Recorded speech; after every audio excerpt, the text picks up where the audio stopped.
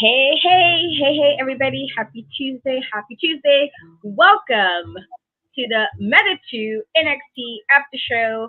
I am one of your hosts, Katrina, hosting creative and cat we trust amongst every other thing that I tend to do. And I am here with my tweeny twin, my sunshine, Shay. How are you today? Fear men. I'm doing all right. Listen, that's the vibes of beyond in general. It's just like, oh, it's men. Ugh. Ugh. Let me stop because somebody take it personal. Um, you know how it goes. You get all upset when you make a comment. But what were your initial thoughts of NXT today? I thought it was cute. It was a cute NXT. Like, it wasn't too crazy. Like, I wouldn't say it's like, oh my god, this is one of the best NXTs. But I wouldn't say one of the worst. And they did have some pretty fun matches tonight. So yeah, I enjoyed it. But it was like right in the middle. Right in the middle. Yeah, I hear that. I heard that. I kind of feel that too. I kind of like. I guess for it to be heat wave coming up, you kind of want more sometimes with certain things.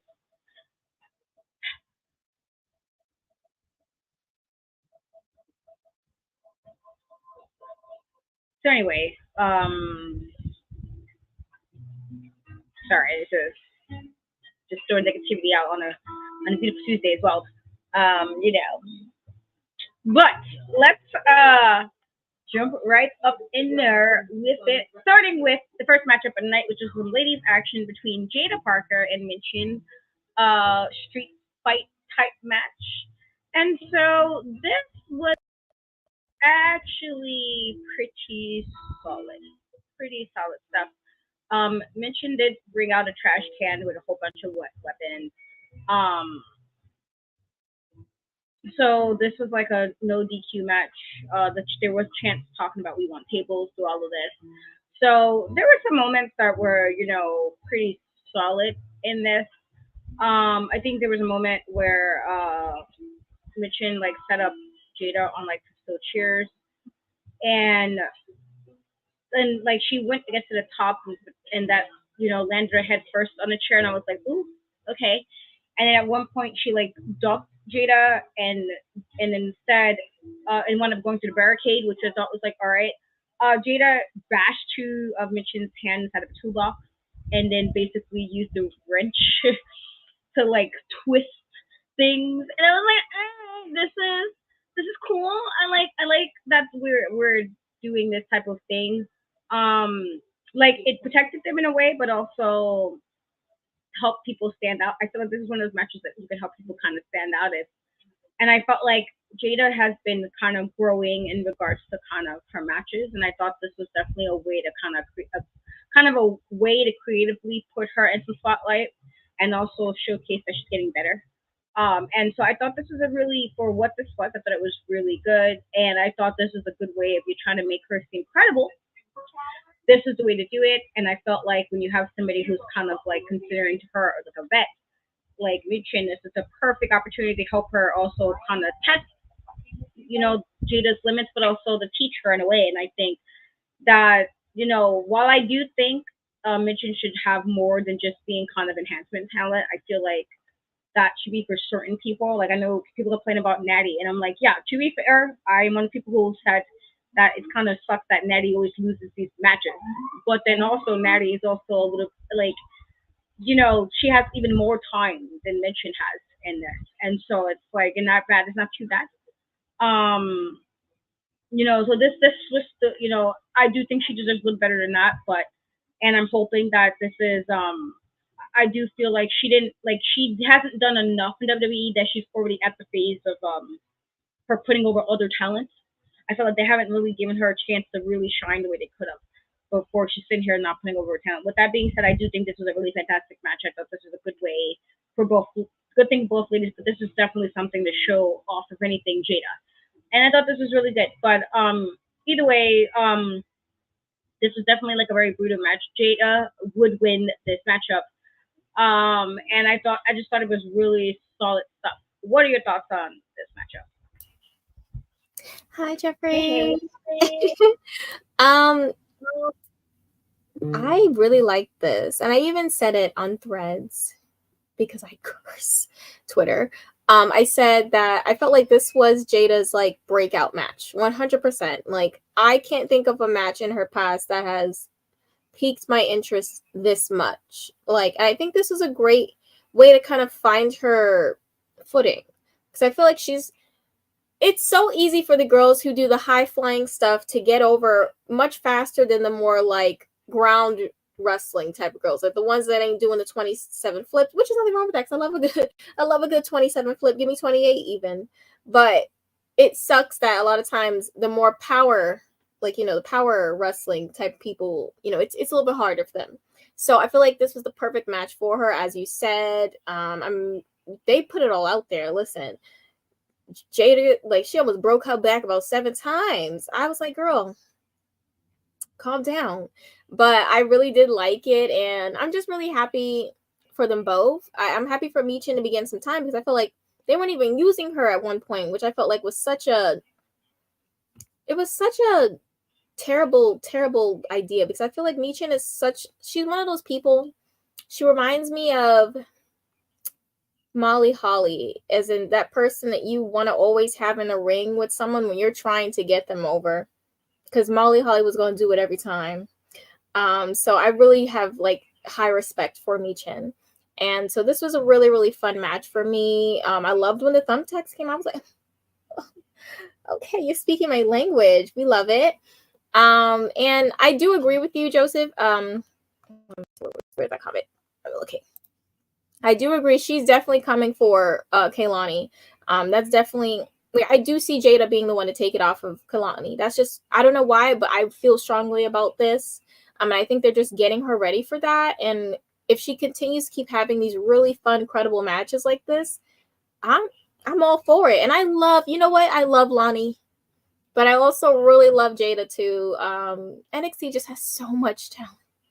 So many like amazing women just rising up the ranks. So yeah, that's my thoughts. Yeah, no, I definitely think this was definitely a really solid matchup. And I do think she's probably gonna go after Kalani as well. But I do like to say raggedy quite often, just to that statement of Jeter calling, you know, raggedy ass. I'm like, I love to call somebody raggedy because people are raggedy all the time. And so yes, I was like, you're right, those vibes.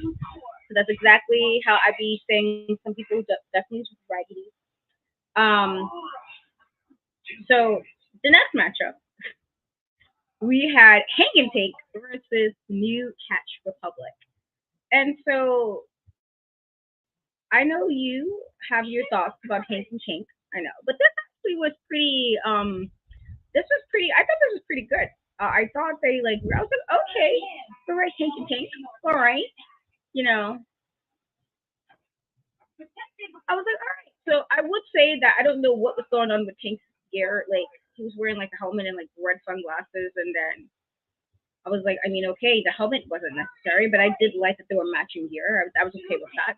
I just didn't like I don't know what was going on with the helmet. Um, there was a moment during this that I think Hank and Tank caught Tyler Bate like diving and bombed him onto Pete Dunne, and then they did like a side by side crossbody, and I was like, oh shit, okay, right, Hank and Tank, look at y'all stepping it up, look at y'all, and I was like, okay, I was like, okay, I thought like one, I thought this made them look good because, like the comment said, it's definitely like they can be doing shenanigans, but also then they can also be serious. And I think this was a perfect example. I felt like they kind of pushed to an extent Tyler and Pete. Like they were kind of pushing them in this match, and like not in a bad way, just like okay, all right, guys. Like I liked it. I thought they really looked even with the matching gear. I thought they made them look more like a tag team, and so I was like okay, and like they had a lot of like tag teams before NXT, and I felt like then it kind of was like gone for a bit. It's like a lot of teams left, and things weren't the same. And so I feel like this is a good way to kind of get the tag team thing happening again in NXT. And if this is a newer team, as they are newer than obviously like Tyler Bate and Pete Dunne in the regards that they've been wrestling a lot longer. This is a good way to do it. I was actually very, very impressed. With that being said, though, Pete Dunne and Tyler did win this.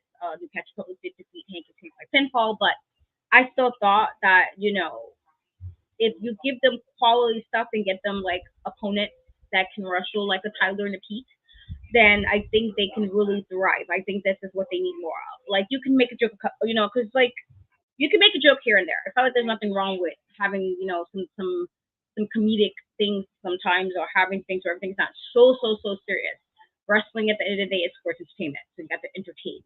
And so I'm okay with that, but I do think like to make them look serious, this is the way to do it. And they have the perfect team, so I thought this is really well done. I was actually very impressed with Hank and Tank. I was like, okay, guys, all right, I'll give you today, give you a couple of kudos, give you a couple of pats on your back. So I enjoyed it, but I was very happy with the win, obviously, because I do like Tyler Bate and Pete Dunne with my guys. But this was quite this was quite well done. What were your thoughts on this matchup? Yeah, no, this was a really, really good match. Dare I say my favorite match of the night, to be honest. Like, they definitely put it out there.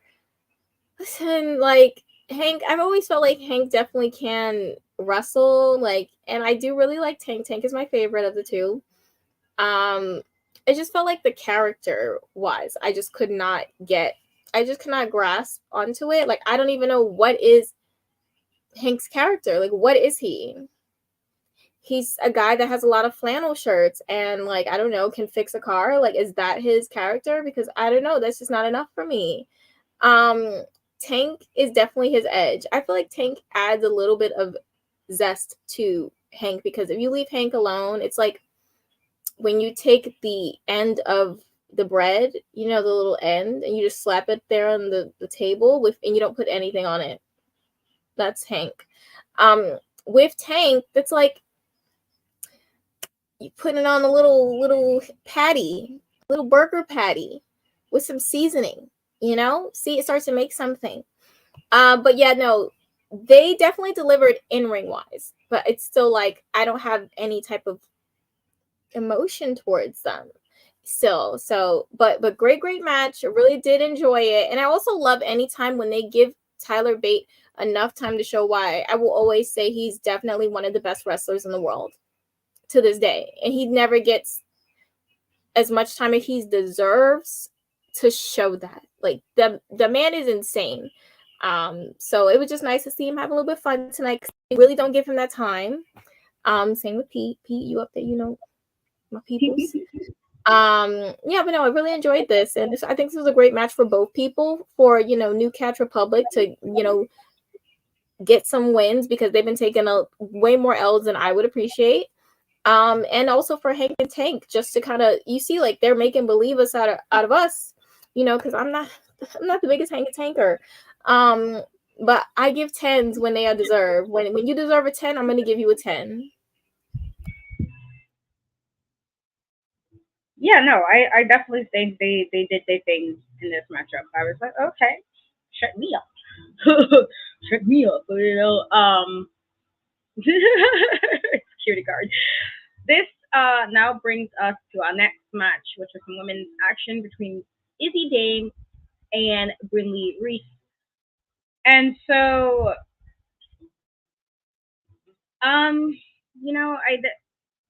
before I guess I get to the match, there was a segment with Kalani kind of just going over her gymnastics background, and that this has helped her guide her to where she is now. I thought was nice. That was cool. I was like, all right, cool beans. But yeah, this match is okay, I guess.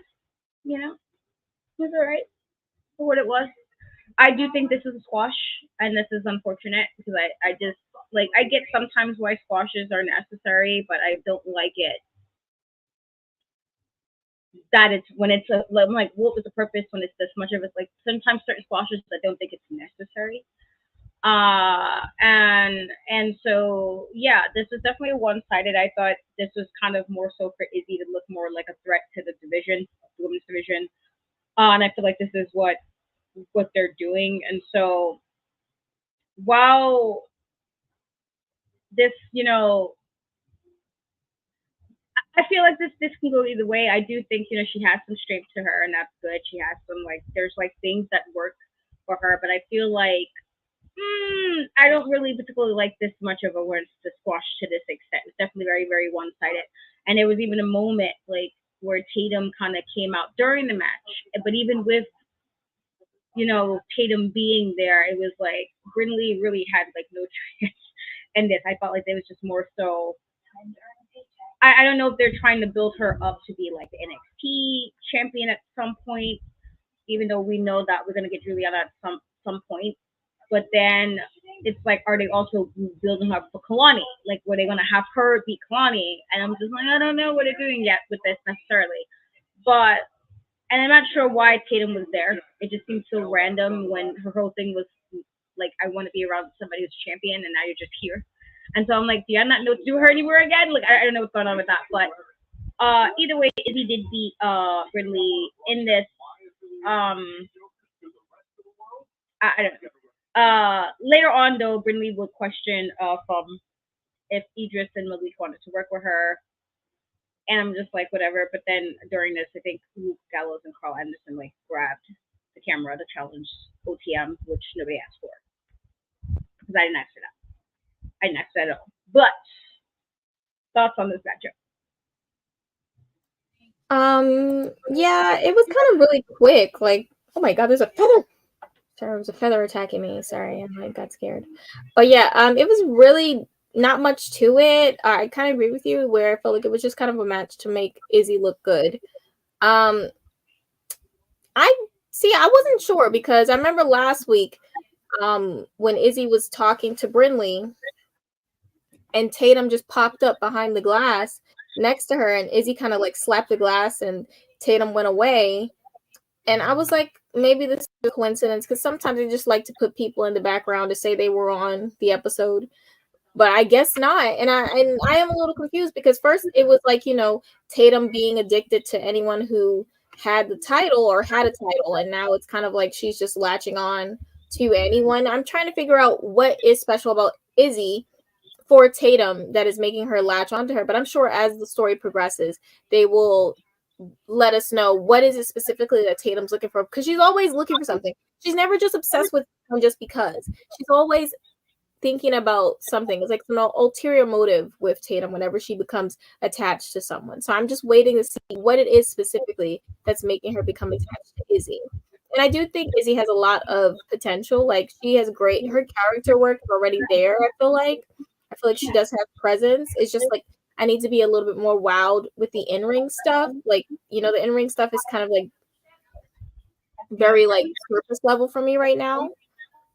Same thing with Brindley as well. I mean, she's up there. She's getting up there. But I'm just trying to figure out what's going on with her, Idris and Malik. It's just I feel like this same storyline has been going on with them for months now, and I just haven't seen any progression with it. So hopefully we can get something moving after Heatwave, because it's getting a little bit repetitive at this point. We get it. Okay, he broke a glass, and the 7 glass, and the okay, but what else? Please. Yeah, I'm with you on that one. Yeah, I feel like that's what we got from it. Yeah, you guys know how I feel about Carl, and how I feel about Chad. You know how I feel. Okay. Later on, there was also a segment where Rich was explaining why Chase U meant a lot to him. And he said they mean so much to him. That was the reason why he cheated on their behalf. Andre did tell him to kind of stay away from Heatwave. Personally, I'm like, whatever. If this is what we need to do, and you need to tell us this nonsense, I guess we can hear you out. Maybe.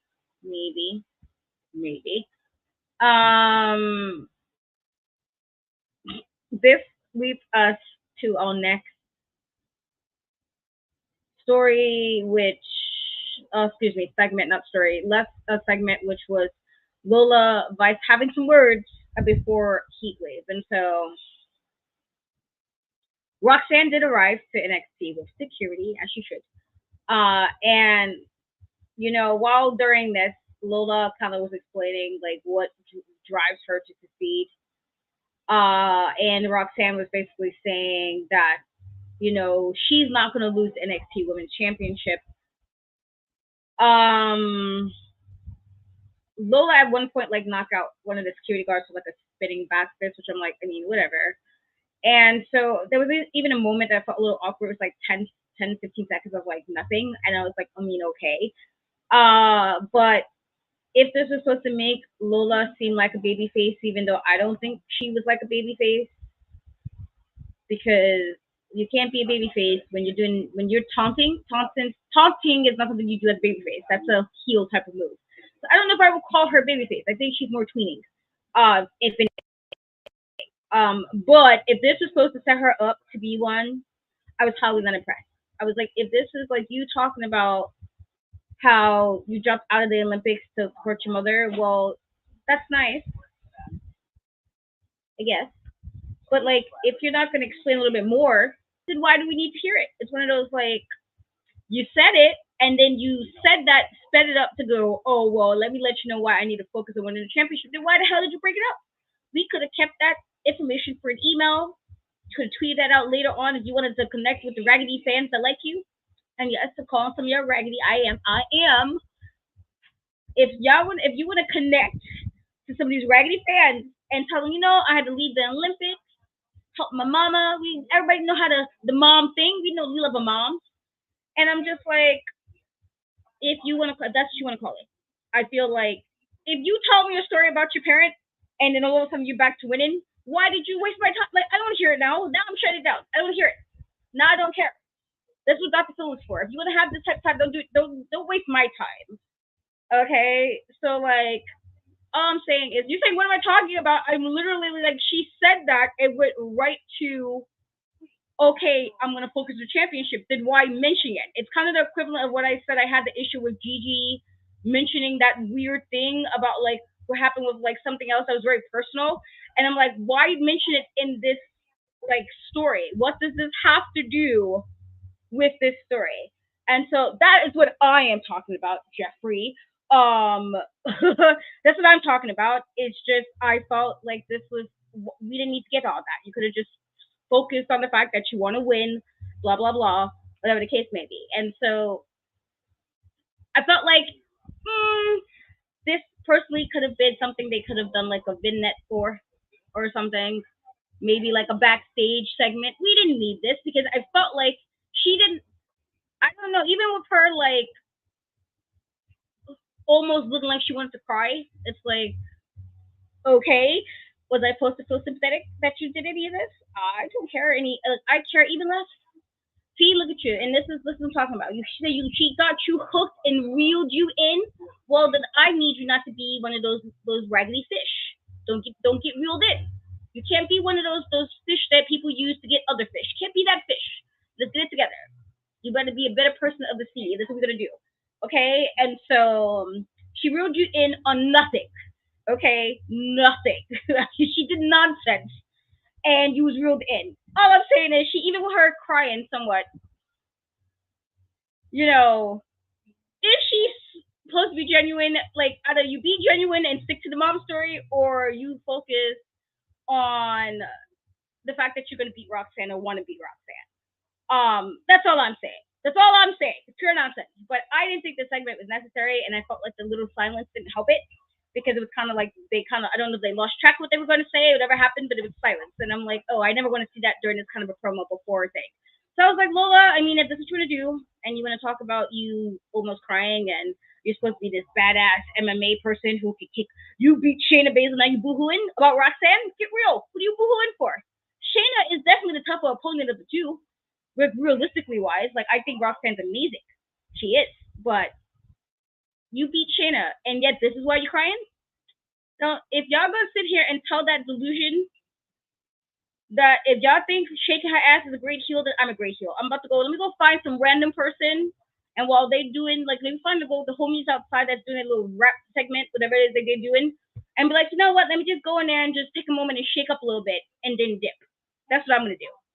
Okay, because if that makes me a heel, then that's what I'm about to do. I'm about to be popping people's wrestling shows. I'm about to pop up and just start shaking my ass for no reason, but to say I'm a heel. Okay, that's all I'm saying.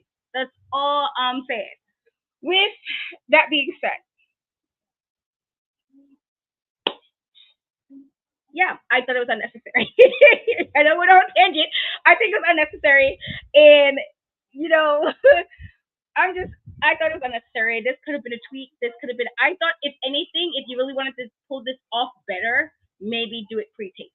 Like maybe if she would have did like a pre-taped segment or maybe an interview segment backstage where we didn't have to see them both at the same time, I wouldn't have been this irritated. But I was more irritated because I'm like, why are you here?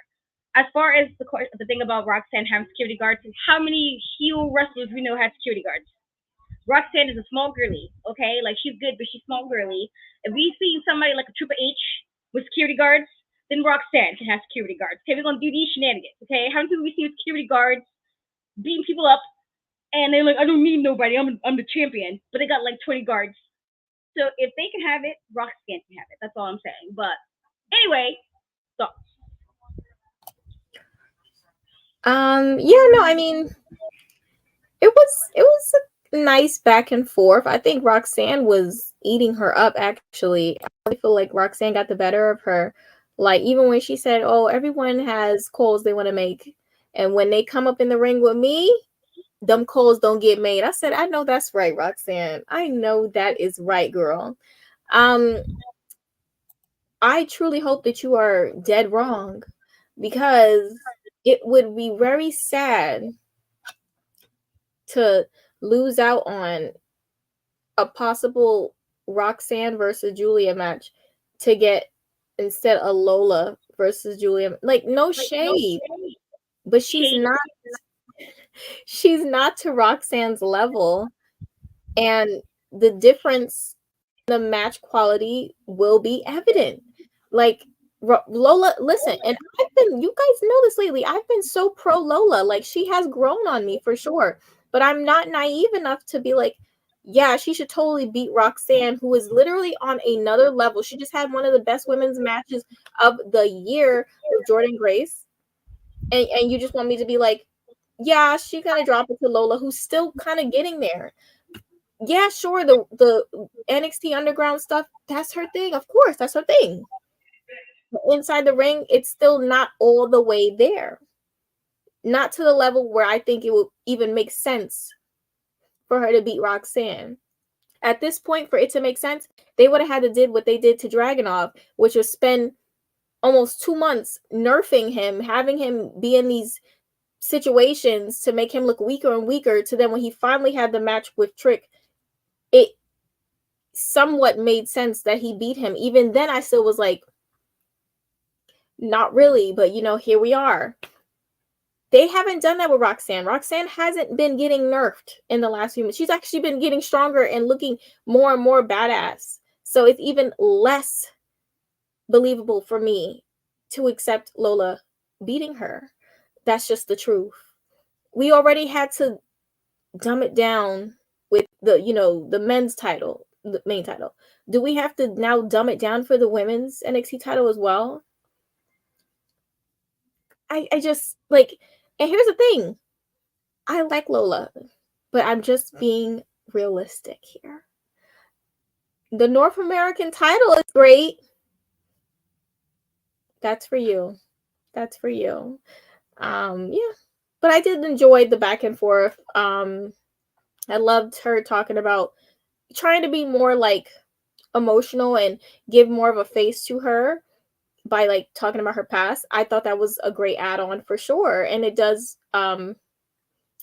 humanize her more to me, which I think is always great. But again, I still feel like I would not be on board with her beating Roxanne whatsoever. Yeah, he was a lot nicer about that than I'm going to be. Yeah, no, I don't even think she needs to be a North American champion. She just needs some work. And like I said, y'all letting people slide with the shenanigans because they're pretty, and that's not a good reason. That's not a good reason at all. Okay, if we have everybody pretty winning belts, a lot of other people became champions. A lot of other people would have been champions if we just using looks and looks alone. This is not like the 90s, not the Attitude Era. We are past that. Okay, she needs some time. Okay, and I don't even know why she beat Shayna Baszler. I stand by that, and I don't even like Shayna Baszler. And I'm like, are we playing? Like, are we serious? Like I'm okay with the way to it because at least somebody I know out of this group can actually wrestle, and Julia can actually wrestle. I will be okay with that. I will be okay. We can't have someone ugly. Don't do that because like, don't have me find ugly people that was champions. I don't want to be. Can I, Joseph? Okay, I want to say here. Okay, so listen. I know you guys say everybody needs to be on the main roster, but for goodness sakes, like there's already so much discourse about how one girl gets left off of something, one girl gets left off of something. We can't, like, they have to take their time. Y'all want everybody to get sent to the main roster so they could be sitting around twiddling their thumbs. It's too many women everywhere. It's too many people. Roxanne is fine where she is right now because she's able to, be on TV weekly. As opposed to if she goes to the main roster, it's so many people right now. And it doesn't even have nothing to do with talent or not. It's mad people. One person, you don't give one person a shot at something. You got 20 other people upset, yelling, screaming, crying, and throwing up on that side, saying this person should have got it. Roxanne is right where she needs to be. It's fine. No, I agree. I don't think necessarily Roxanne needs to go to the main roster yet either. But let me tell you, I know what needs not to happen. Those that don't need to be champion, I know those. I know that much. I know that much. You don't want that. You don't want that because I'm gonna be listen. Y'all gonna be annoyed with me. Somebody, let me tell you, I might have to go find Triple H, and Shawn Michaels. I'm like, listen here, guys, because I just want to know. I am the holy, the book of cat is speaking. But I mean, there are ugly people that were some champions, but I don't want to be mean, so I'm gonna be nice about that. There are some ugly people, but I'm just saying, y'all gotta stop having everybody pretty be champions, okay? In that case, Shawn Michaels would have been champion for the rest of his days, okay? That man was pretty, and he was that champion for as long as y'all want him to be. Just saying. But there were some things after this. One, NXT did show some footage of Eddie Thrope spinning as like a DJ, and apparently Lexus King had something to say about that, his music choices, and I'm like, oh, I mean, I'm a person with a taste, a wide range of musical taste, and so I'm like, I don't know what that means. What are you trying to say? Oh, are we playing? Is that what we're doing today? Is that what we're doing? Are we really playing this game? Like, okay. Trying to reel it in. Because I'm sure when other people's champions, like when Undertaker was champion and Mankind was champion, y'all talking about they were beautiful and handsome? Was that what y'all saying? No shade? Mick Foley, sure you're a good guy. I'm just, let's be real though, okay? Was that what y'all saying? Or he's handsome? No. That's not what y'all were saying. That's not the vibes we were on. Don't lie. Don't do that. When Kane, who was wearing a mask, y'all was like, ooh, oh my God, he's handsome. You couldn't even see his face. What do you mean? You know what I'm saying? Really back and no. You just like triggered something in me because that gets me so sad. Like genuinely, before I always tell you before he took that mask off, I swore Fabio was under that mask. Like no shade. Like I swore. You could not tell me nothing. I swore Fabio was under that mask. I was mistaken. I was so hurt. Like that. Really? I will never forget that day. Like I'm so hurt. And like realistically, like if you just look at Matt or Teen with his mask on and you see like the buff, like the arm, and you see like you're like, all right, maybe. So you're like, disappointment. So y'all gonna tell don't say it's different. It ain't different. You said the face of the company had to be fine, and is everybody fine? Those champions? Absolutely not. Absolutely not. Pure nonsense. Y'all just say saying y'all want fine women. Okay, be honest. That's what you want. You want fine women, okay? Because Shawn Michaels would have been champion every day. Every day. That man would have been champion if we're going to fine. Okay? Because he was fine. Okay? And I'm sure, like my mom who liked Batista, I'm sure she would have been fine with him being champion for a long period of time because he was fine. Okay? That's all I'm saying. All I'm saying. Those are the vibes. But anyway, I was like, oh no, Lexus King, why are we making jokes about people's music? Because my music is all over the place. All over the place. Then there was also a really good package for Wesley where he basically did like a promo about what the North American Championship means to him.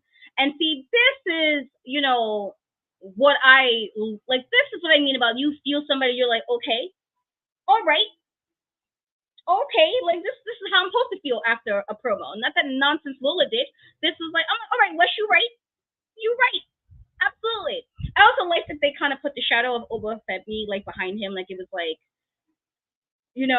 like behind him, and it was kind of like him saying that Wesley was no match for him. I thought it was really well done, personally. And then there was another segment with XM basically trying to get Nathan Frazier to focus on Chase Yu at Heatwave, but he was talking about his upcoming match with Xavier Woods, and I'm like, see, Nathan, do you want to get flipped? Because why we see Axiom, clearly Axiom deserves better because Nathan don't know how to act. See, I knew it was gonna be some nonsense. There's always gonna be that one that doing nonsense, and Nathan Frazier is clearly doing nonsense because you were a champion. Not the time. You worry about who you gotta worry about. So I feel like if they lose the belt, it's gonna be Nathan Frazier's fault. And then I'm gonna have to send a tweet. Or a smoke signal, or thread tweet, or something. Something, I don't know, one of the vibes. But thoughts on these segments?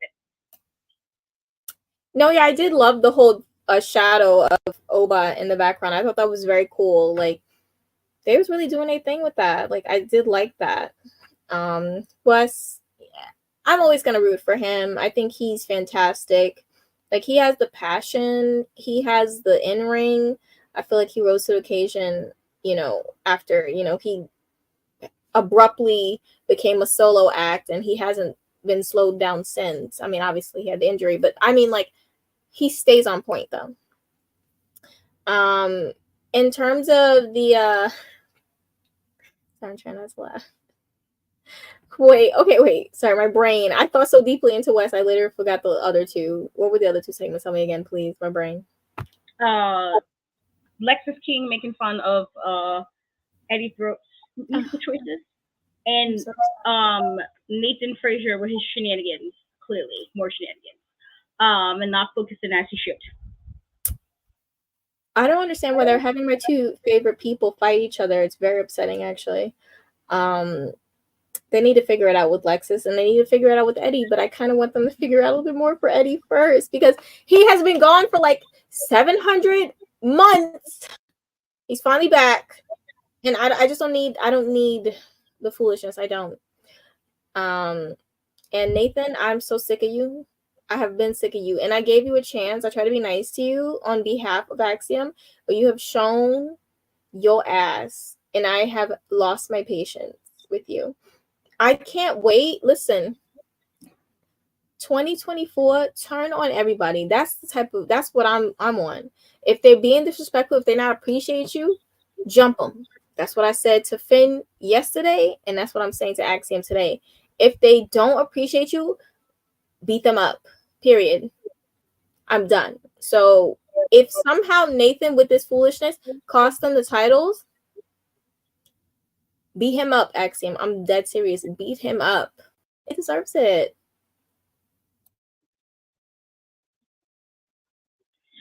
Yeah.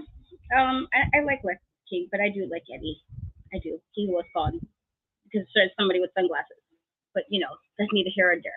Since he's no longer in WWE, I guess I can't complain too much. But the point is, he was the reason. But yeah. What? I always think it's funny when it's in leather pants.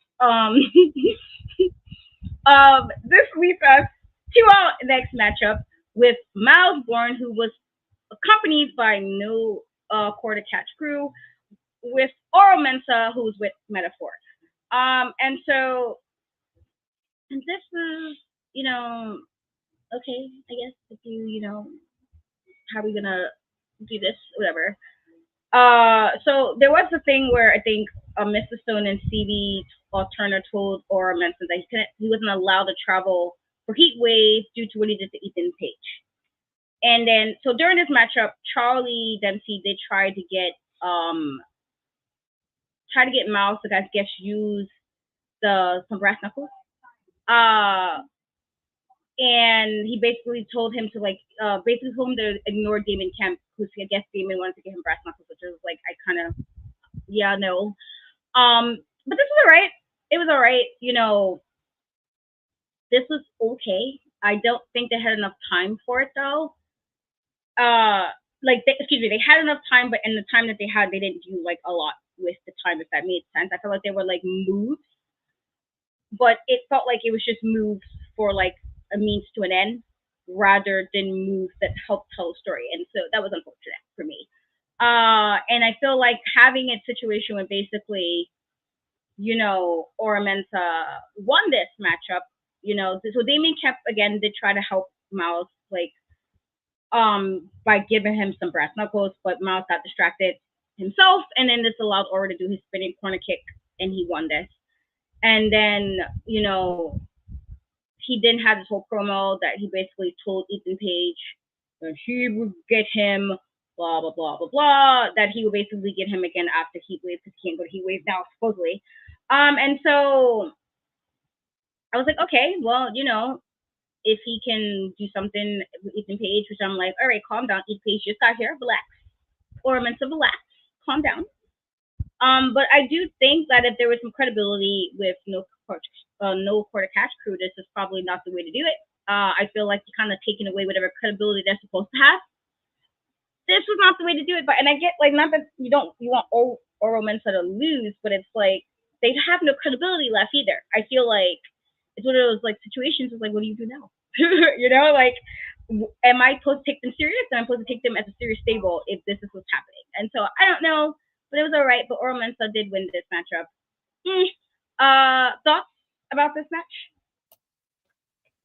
Yeah, it was kind of like the match. Like, it wasn't nothing to really like. I can think back to this was like, it was just a match. It wasn't bad though. It just kind of was what it was. Yeah, I don't understand. I'm like, you couldn't have him face anyone else. I get it. It's so clear. It doesn't look like Ethan is gonna win.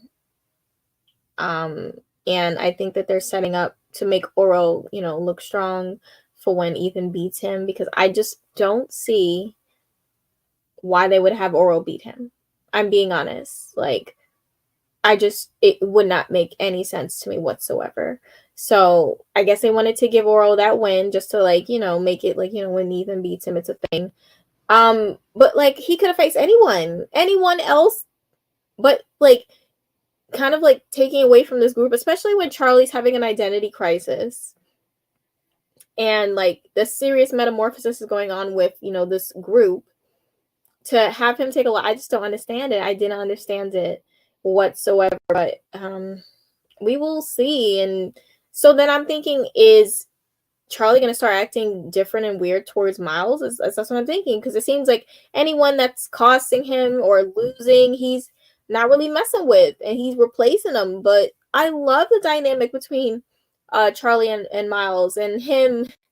I think it's very cool that Miles is in a place where he's just kind of like, he can joke about his disability, and like, whenever Charlie's like, did you hear me, and he's like, huh, like every time, like, I think that's cool that he's leaning into it instead of like, allowing it to be something to like be against him. I think that's great. So I'm really starting to like their dynamic, and it's just already they're like kind of getting bitched out. I don't like it. So we need to figure out something. So after Heatwave, I will be watching Tuesday, and I want some fixery going on, because I'm not feeling what's going on right now. I'm not. Yeah, I hear that. I don't know. It's unfortunate. It really is. we then had another ladies matchup between Carly Bright, who is accompanied by Kendall Gray, versus Wendy Chu. And so this is okay. You know, Wendy, I felt like really brutalized Carly in this matchup. She really did. Um, I'm not sure, for in regard to like if they were supposed to try to make Carly seem away, this probably wasn't the way to do this. But I think for Wendy, this is good for her because I feel like she had the sleep thing beforehand, but she was definitely like a face, and it kind of went anyway. But in this regard, I'm like, no, I like that she still kind of has it, but it was like, you know, I thought it was this. This is a way to make her look super badass, and I like this, and so you know, this was I think this was definitely this is very really well done. I felt like they made Wendy look super unstoppable. Obviously, this is a squash match. There was even like a moment where I think she did like a running drop kick. Uh, and I was like, oh, like okay, Wendy. I think they're really reestablishing her to be a really good threat, and I feel like if they have her keep going after people who are more known in NXT, it's a way to really build her up to be more credible and be more dangerous. I feel like this is what they should have been doing with her, but I like it. But she did like a short arm clothesline and then like an arm trap choke, and Carly would tap for basically like for submission. But I thought this was really really well done.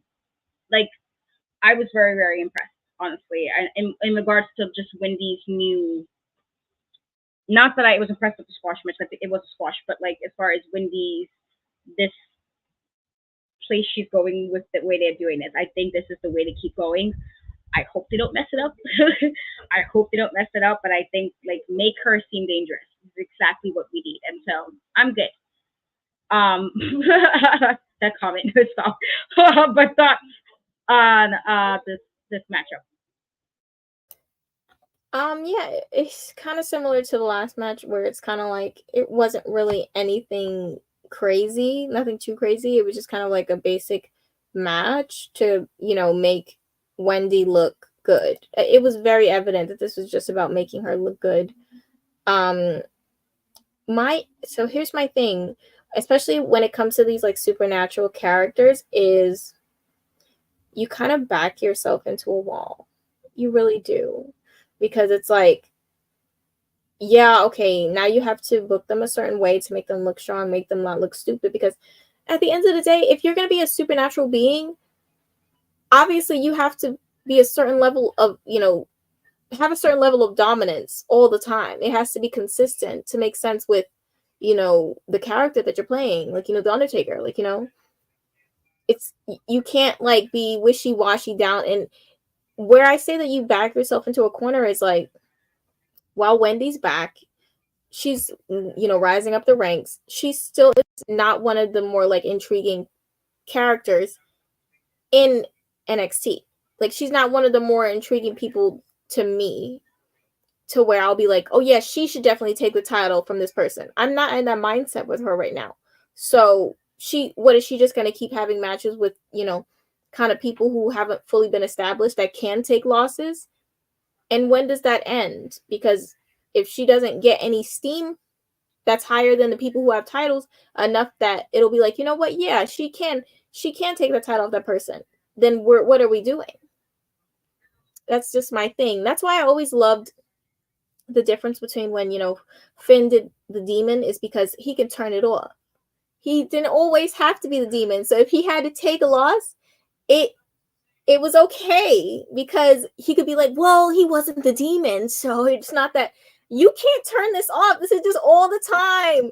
Like the same thing with, the Wyatt thing. It's like they're all supernatural beings. They flickering lights. They doing this. They beating everybody up. Everyone's down. So where do you go with stuff like that? Like you really back yourself into a wall, and that's just kind of my mindset right now with Wendy. But I am going to give it a chance because I do like her. It's just supernatural characters always leave you in the worst, like, predicaments. So we'll just see. Honestly. I hear you. I understand what you mean. There was also backstage. There was a brawl with Tyson and Shriek versus Gallus. They were supposed to have a match, but it got kind of called off because they were brawling backstage. Officials had to kind of get involved, and apparently there was some injury. And so we didn't get that matchup. But here we are. What are your thoughts in with that little segment? It was kind of like whatever, because they haven't really been giving me much of a reason to care about either team at this point. So I was just kind of like, okay, it's men in the back beefing. That's it. That's all I got from the men in the back beefing. Okay. And I also wanted to talk about, I love what they're doing with Stevie Turner as well. I'm glad that she's on TV again. And I also hope whatever is going on with her and Robert, that she comes out on top. Because, you know what, Robert, I'm sick of you. I'm not really sick of you. I just like Stevie a lot.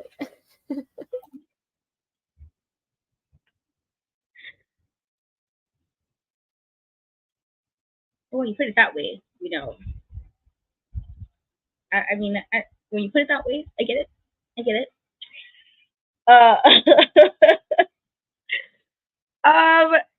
This and now leads us to our next matchup, which was some more ladies action with Jasmine Nix, who was accompanied by JC Jane, versus Carmen Petrovic. And so before this matchup happened in the locker room, Jasmine and JC was basically making fun of, Ariana Grace and Carmen, and I guess Carmen kind of felt away about that, and basically it was a challenge for a match. During this matchup backstage, Fallon was watching, kind of showing appreciation for Jasmine Nix, like, and I'm like, girl, like, that's what I'm talking about with Fallon, because why, why are you even here worrying about what had to be, why, you just never learned, okay? But anyway, this is a right matchup. This is all right. I think they both are good as far as they're competent, in the ring stuff. They got that stuff, but there's something as of currently that's kind of missing for me, and I'm not really sure what it is. But there's something about both of them that I'm like, if there's something that's supposed to make you stand out as what's making me look at you as you can be the next big thing, I don't see it yet. But it is what it is. It was pretty of a basic kind of thing.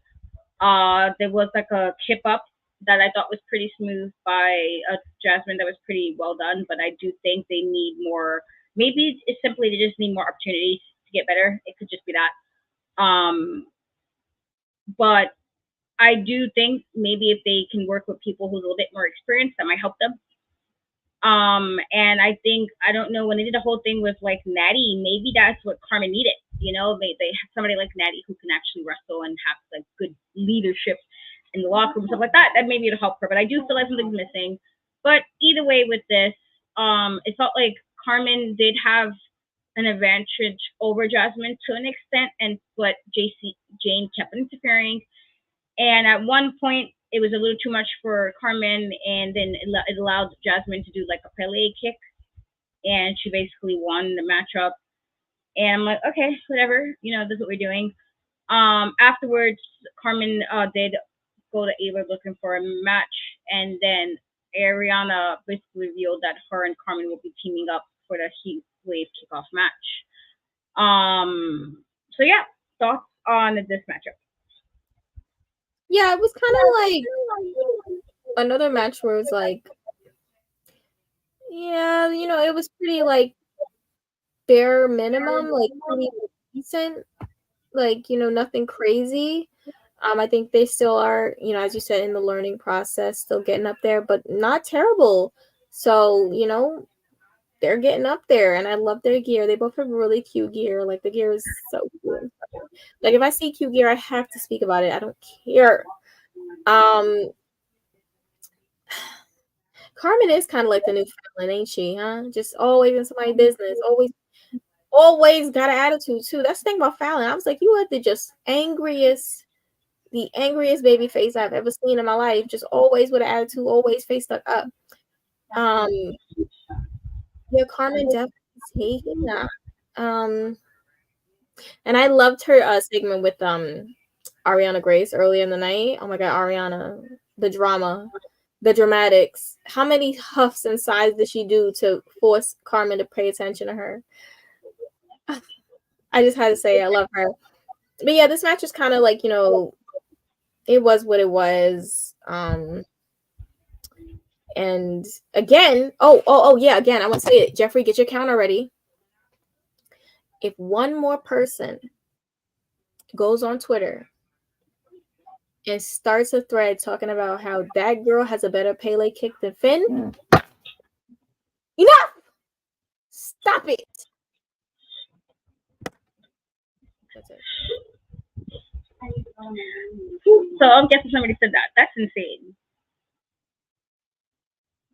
That's insane. Like, it was good. It was smooth. But that's where it ended.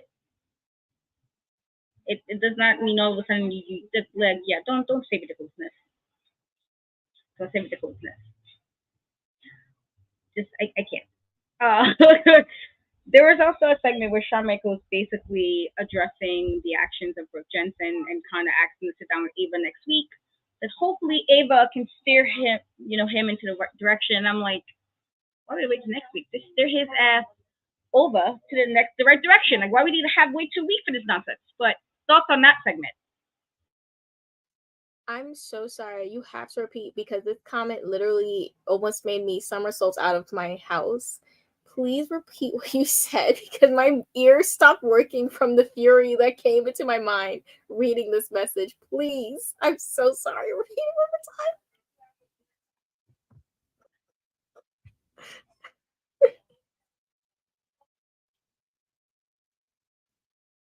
What did you say? I genuinely didn't hear it. The fury literally made my ears not like. It was about Shawn Michaels saying that Brooke Jensen needs to sit with Ava to steer him in the right way. But listen, Brooks. I've been about. That's my people's right there. I want the best for him. I feel like they've been doing him very dirty. It's a shame that he was abandoned by his Yeehaw family that they say was so down for him, but the minute they could, they jumped ship and left him. And he has been torturing his liver for weeks. It could be months, definitely months, probably months. It is not okay. I want the best for him. So, I'm very happy about this. Let's see when we get some progress going because I don't like what's going on with my boy. I don't like it. I don't appreciate this. Not you trying to get her riled up, Jeffrey. Don't do it. They're trying to get her riled up. You know how it is. She stand on business when it comes to Finn, To be fair, yes, I did say this. When we said he was going to CW, I was like, I better get drama. Nothing less than drama. CW is I better get the promo. I better get moving promos, pics where it's so dramatic. Like you look at the cover of it, it's like a Supernatural, okay, or like I don't want to say Riverdale because it's hard to say, but you gotta get the drama. That's what we need for CW vibes. We need CW type drama. It's gonna be so extra and cheesy. But this now leads us to basically our final segment of the night, which was, Trick Williams and Javon Evans in the contract signing for, NXT Heatwave. And so it was obviously, Sean Spears and Ethan Page was there, but it was more so like they were kind of the ones standing tall after this. And so there was some video packages for each of them that they showed throughout the night for all four of them. Ethan did say that Trick was the hottest thing in WWE, but that the odds were not in his favor to keep the gold. And then Sean Spears mocked Javon Evans' lack of experience. And I liked that he basically said, that Sean has experience, but he has no accolades. I'm like, you tell him, because Sean, I would have been nipping in the bud before you could. Let me get smart with me, Sean. I'm gonna be petty. Let me go to your wiki page. I know, and I don't even like Wikipedia because I think people can really put nonsense on Wikipedia. But I'm gonna be petty. Let me go to your wiki page. What is here? Oh, nothing. This is the vibes I'll be on if I was Javon. He was a lot nicer about this than I would have been. A lot nicer than I would have been. But I thought this was, decent. I thought this, there was something that was, I don't know, missing for me, but I thought that it was basically fun overall. I do think that because Ethan Page and Charlotte Spears are kind of heels in this, I thought this would be more like they kind of guided the segment a little bit better. But if anything, this was mostly, I felt, for Javon to kind of show that he belonged with the four of them together. I do think the crowd was, even to me, my opinion, I thought they were behind him more than Trick Williams, and I'm like, okay. See, that's how, listen, I have stories for that, but I won't get that because that will bring me to a whole tirade I want to go into. But if somebody goes like 20 years and I'm like, okay, now what do I do with that information that I didn't ask you for? Those are the vibes. And so I personally, I would have been like, that's why I said Wiki page would came right on out. But let me get my Google, excuse me, because you want to play games. What do we have here? Oh, nothing. Nada. That's what we got. He was out less than I would have been. I would have been so rude. Because, like, don't play me like this. Okay, let me play it in my face like this. Like, let me do that. But yeah, this was decent for what it was. It was decent for what it was. And if anything, I felt like they was trying to get them upset, but it most so, like, it ended basically with, like, them, Ethan and Sean going to some tables, and then kind of arguing with each other, I guess. But they kind of were the ones standing tall over this. I do think the crowd as of right now is behind Javon Evans, but we'll see. I am perfectly, again, fine with Trick losing. I know he's not here today because last week he pitched it the whole show about he felt that Ethan Page didn't need to win. And I'm like, you're wrong, okay? Because I didn't even ask Trick Williams. I didn't ask for that. That's not what I asked for. I wanted Carmelo still. I wasn't ready for Carmelo to leave. Okay? But here we are. But yes, no. See, I would have been so petty. I would have been like, let's find Google. Let me ask Yahoo. Let me ask the universe. Let me ask Sean Spears and the multiverse. What are you doing? Oh, also nothing? That's what I would have done. But I'm petty. But it was all right way to end the show, I guess, Heatwave. Thoughts on this segment? Yeah, no, it was cute. It was cute. Everybody got their words out. I always feel like Ethan is just kind of above the rest, mic-wise, personally. I just feel like he slides. He slides on the mic. Like, he is so good. Javon, like, yeah, they're definitely trying to give him that, time to really, like, see if he rises to the occasion. I think he is. I think every week he is getting better on the mic as well. Like, I'm noticing that he's getting more comfortable, less, questioning his self. So that's all noticed. And whoa, don't bring up mother. Don't bring her up right now. Listen, that's my boo, and I miss her so bad. I miss her. Sorry, I just thought about her. No, but Ethan is so good on the mic. It's actually nasty. It's thickening. It's thickening. For me, I would love for him to win. Do I think it's gonna happen? No, unfortunately. But a girl can dream. I'm really praying for a lot of miracles this weekend. So we're going to see if 10 of those miracles are answered. I'm hoping for at least 7 out of 10 of them. So let's hope for the best, guys. Great show. I like the 7 out of 10. We're going to just disagree there, okay? Because my girl was Billy.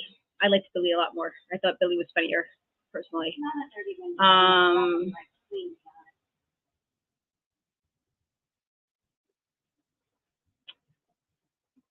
I have thoughts about that too, but I'm be quiet. Be nice. Be nice. Sometimes it's okay to be quiet, Katrina. But yes, that is that is the end of our NXT recap show. As always, thank you guys for hanging out with us every Tuesday, even for the rants I had to give today because shenanigans was said, and so I had to respond in kind because a lot of shenanigans happened today. But we do thank you guys as always. Shay, tell the people what you got going on and where they can find you.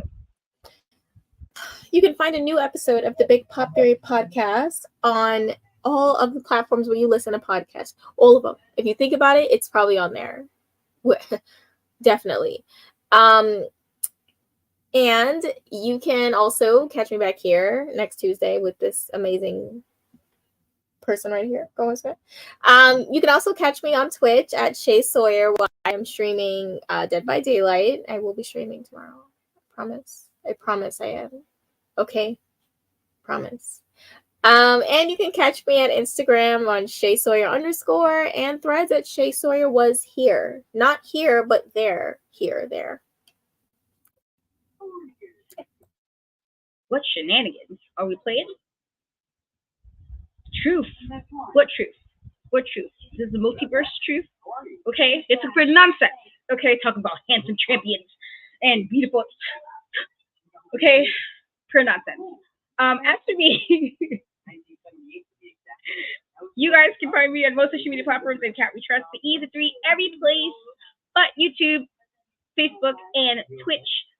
I will have some new stuff again, just kind of keep track of my YouTube channel because now that momhood, that sounds really weird to say it like that, but now that the mom life kind of calmed down just tad, because mom never ends being a mom, but it calmed down just tad after the last week or so. I now have more time to do more things that's more related to my stuff. So just follow over my YouTube channel on all that good stuff. I do like me some Finn. I like Finn, but I will never. There is nothing anybody can do and say that would make me like Liv Morgan. Ever. Okay? If she magically just oops and fall down a well, it's tough. It's tough. I know, tell you, it's tough. But I didn't ask for this. Rhea got to speed it up. I know she got married, and I know you love Buddy, and that is great, and it's fine and well, but you better kiss and get your ass back. Okay? You bring order. You bring order back. I am highly upset. Bring order back. Liv, nobody asked for this, but I do like that. Finish cool. But bring order back. Okay? Liv can get cheat, and Liv need to make a walk through NXT parking lot for a bit and let something happen, and then we can be good for a couple of months because everything goes down in the parking lot. But anyways, anyway, as always, guys, thank you so much for hanging out with me and Shay. We do love and appreciate you guys, and we will catch y'all next week. Bye, guys.